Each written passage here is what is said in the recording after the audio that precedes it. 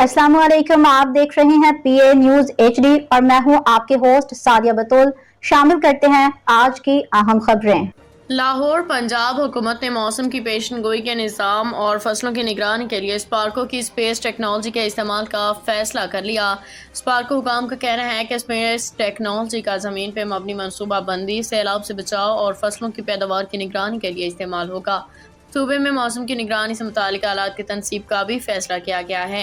उन्होंने बताया कि पाक सेट 2 के तहत जदीद मौसमियाती आलात की तनसीब का फैसला किया गया। पाक सेट 2 के तहत पंजाब में बारिश, दर्जा हरारत, दीगर मौसमियाती अवामिल की दुरुस्त पेशन गोई मुमकिन हो सकेगी।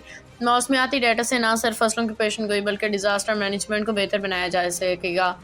स्पार्को और हुकूमत पंजाब के मबैन जॉइंट टास्क फोर्स कायम करने का फैसला भी किया गया है। फोर्स मौसम से मुतालिक डेटा को पॉलिसी साजी और मनसूबा बंदी का जायजा लेगी। चेयरमैन PND नबीर आवान ने बताया कि हुकूमत पंजाब ने दरख्वास्त की है कि स्पार्को के सीनियर एहलकार को पंजाब हुकूमत में 1 हफ्ते के लिए तैनात किया जाए, जो सरकारी ढांचे को समझ के डिजिटल इंतजाम के अमल को सपोर्ट करे।